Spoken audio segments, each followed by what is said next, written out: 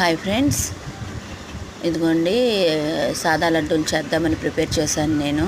పిల్లలు కదా ఇంటి దగ్గర ఉంటారు, ఏదో ఒకటి అడుగుతారు కదా ఫ్రెండ్స్, అందుకని తొందరగా అయిపోయి రెసిపీ చేశాను. శనగపిండి కలిపేసుకొని లైట్గా కొంచెం ఉప్పు వేసుకోండి ఫ్రెండ్స్.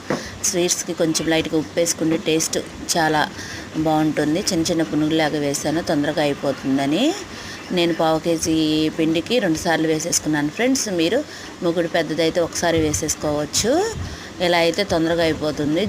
జంతికల్లాగా చేసి దానికన్నా ఇదైతే తొందరగా అయిపోతుందని చెప్పేసి నేను ఇలా ప్రిపేర్ చేశాను. దీన్ని 2 వాయిలుగా వేశాను.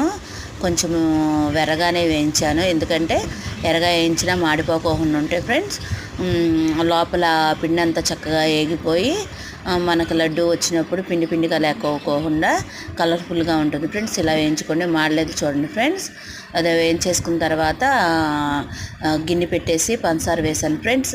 నేను 350 గ్రాములు వేసాను ఫ్రెండ్స్. ఏమో పావు కేజీ 350 గ్రాములు పంచదార వేసాను. వేసి మెత్తగా మిక్సీ పట్టేసాను ఫ్రెండ్స్. కొంచెం లైట్గా బరకగా ఉంది, కానీ మిక్సీ పడుతుంటేనే వండొచ్చేసింది. ఈ పాకంలో ఇదిగోండి తీగ పాకం వస్తే సరిపోతుంది ఫ్రెండ్స్. 2 ఇళ్ళ మధ్యకి అంటుకుంటేటట్టు ఉంటే సరిపోతుంది. దీంట్లో కొంచెం పచ్చకర్పూరం వేసాను. మీరు లడ్డు ఎప్పుడు చేసినా సాదా లడ్డు కాదు ఫ్రెండ్స్, ఏ లడ్డు చేసినా పచ్చకర్పూరం వేయండి ఫ్రెండ్స్, ఆ ఫ్లేవర్ బాగుంటుంది. నేను కొంచెం ఎక్కువ వేసుకున్నాను. ఇదిగోండి పచ్చకర్పూరం వేసేసుకున్న తర్వాత మనం మిక్సీ పట్టిన అది మొత్తం పిండిని వేసేసుకోవాలి ఫ్రెండ్స్.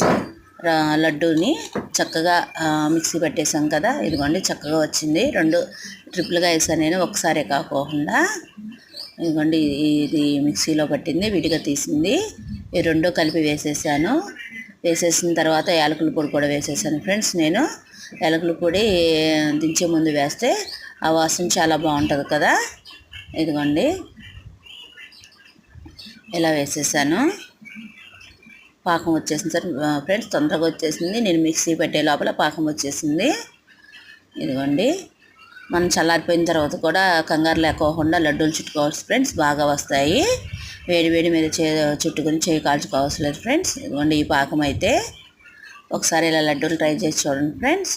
నాకైతే ఈ పావు కేజీ శనగపిండి క్వాంటిటీకి ఫ్రెండ్స్ 700 గ్రాముల లడ్డూలు అయినాయి. మా ఇంట్లో కాటా ఉంది ఫ్రెండ్స్, కొలిచి చూశాను నేను.